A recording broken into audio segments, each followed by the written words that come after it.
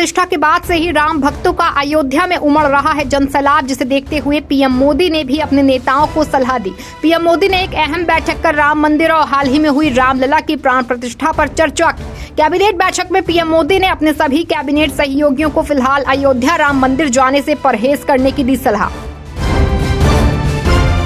राहुल गांधी के नेतृत्व में भारत जोड़ो न्याय यात्रा ने बंगाल में कूच बिहार के रास्ते किया प्रवेश। लोगों का मिल रहा है भरपूर समर्थन। बड़ी संख्या में लोगों ने भारत जोड़ो न्याय यात्रा में शामिल होकर राहुल गांधी और कांग्रेस पार्टी का बढ़ाया हौसला। कांग्रेस नेता राहुल गांधी और पश्चिम बंगाल की मुख्यमंत्री ममता बनर्जी के बीच हो सकती है बातचीत। आगामी चुनाव को लेकर भी हो सकते हैं बड़े ऐलान। 25 जनवरी यानी आज देश भर में मनाया गया राष्ट्रीय मतदाता दिवस। इसके उपलक्ष्य में सत्तारूढ़ भाजपा की युवा शाखा ने किया एक कार्यक्रम का आयोजन। इस कार्यक्रम के माध्यम से प्रधानमंत्री नरेंद्र मोदी बड़ी संख्या में युवा मतदाताओं से की बातचीत, साथ ही मतदान का महत्व बताते हुए लोगों को किया प्रेरित। पीएम मोदी के अलावा अन्य नेताओं ने भी मनाया राष्ट्रीय मतदाता दिवस। चंडीगढ़ मेयर चुनाव की तारीख का हुआ ऐलान। आगामी 30 जनवरी को सुबह 10 बजे से होंगे चुनाव। पंजाब हरियाणा हाईकोर्ट ने आप और कांग्रेस की याचिका मंजूर करते हुए कहा कि पार्षदों के साथ समर्थक या बाहरी राज्य की सुरक्षा नहीं होगी, बल्कि चंडीगढ़ पुलिस की निगरानी में होगा मतदान।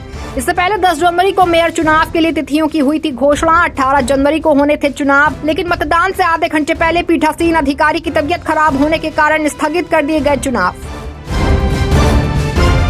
बिहार के पूर्व मुख्यमंत्री कर्पूरी ठाकुर की 100वीं जयंती मनाने के बाद मचा सियासी घमासान। केंद्र सरकार द्वारा मरणोपरांत भारत रत्न देने के बाद उठने लगे सवाल, क्या कर्पूरी ठाकुर को भारत रत्न देने का फैसला करके मोदी सरकार ने विपक्ष की ओबीसी वाली राजनीति को किया फेल? प्राण प्रतिष्ठा के बाद चुनावी प्रचार के मैदान में उतरे प्रधानमंत्री मोदी। आज बुलंदशहर में आयोजित जनसभा में होंगे शामिल, साथ ही कार्यकर्ताओं से कर सकते हैं सीधा संवाद। बता दें कि इसके लिए पदाधिकारियों को पहले से दिए गए थे निर्देश। सभी पदाधिकारियों व कार्यकर्ताओं को आंकड़ा लेकर आने के लिए कहा गया था। जनसभा में पश्चिम से 5 लाख लोगों को लाने की दी गई थी जिम्मेदारी।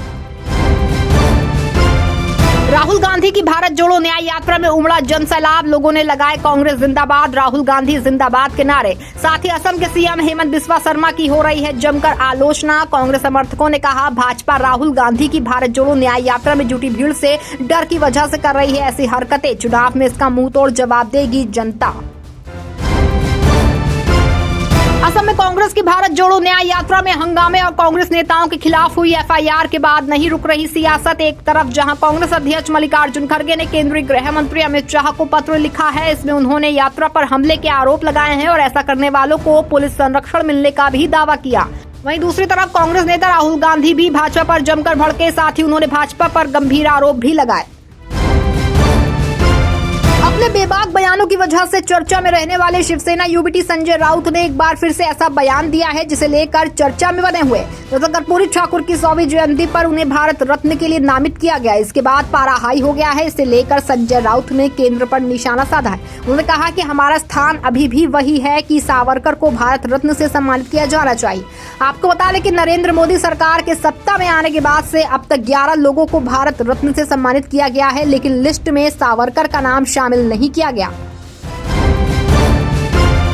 रामलला के दर्शन के लिए देश भर से उमड़ रही है अयोध्या में भीड़। केंद्र सरकार के बाद अब यूपी सरकार ने वीआईपी से अपील की है। सरकार ने कहा है कि अगले 10 दिन तक अयोध्या न आए। अयोध्या आने से 1 सप्ताह पहले प्रशासन को जानकारी दी जाए। लगातार बढ़ती भीड़ को देखते हुए बढ़ाई गई सुरक्षा।